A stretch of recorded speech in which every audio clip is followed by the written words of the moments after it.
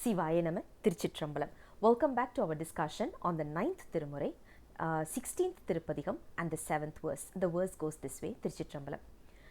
thani perum தாமே முழுதுர பிறப்பின் தளிரிறப்பிலையுதிர் வென்றால் நினைப்பரும் தம்பால் சேரலின் தேனும் நெஞ்சிடிந்துருகுவதென்னோ சூனை பெருங்கலங்கள் பொய்கையம் கழுநீர் சூழல் மாளிகை சுடர் வீசும் ஏனை பெரும் மணம் செய் இஞ்சி சூழ் Thanjai ராசராசேச்சரத்திவர்க்கே.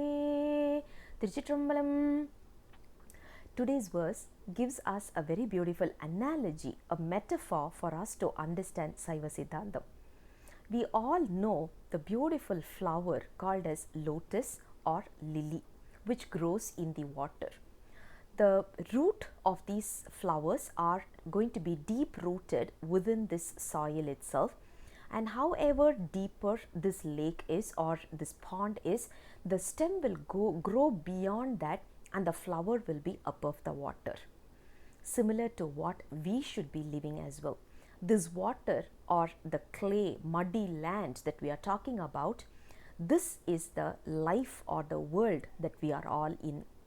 We are deep rooted there as part of the soul, but what we have to do is grow beyond these worldly things, and we should start blooming as the real flower. Only then the light as well as the fragrance will start coming out of the flower. As long as we are within the water, it will not be emanating. So what we have to do is grow beyond the water or the worldly things, and we need to start realizing Lord Shiva is the only source for us, or the only person who could revive us from this muddy world.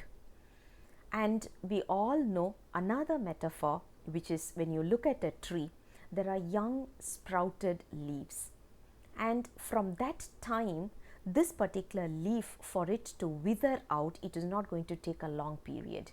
So when you talk about this leaf, the budding leaf, all the way to the time where it is going to wither out, that is what our life is all about.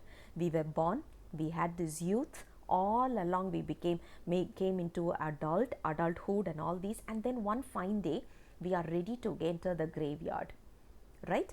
But when we are old already, that we are not able to sit, we are not able to stand, we are not able to chant a mantra, when our health has totally deteriorated, at that point in time, if we start thinking about Lord Shiva or start worrying that we did not spend enough time or effort in achieving Lord Shiva's lotus feet, it would be too late.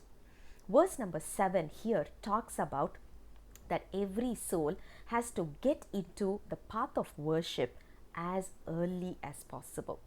As early as possible. Now, if we are coming in late, no worries. That's also Lord Shiva's grace. Nothing else we can say. So he has invited us into his path, or he has shown him now only. That's also because of our karma.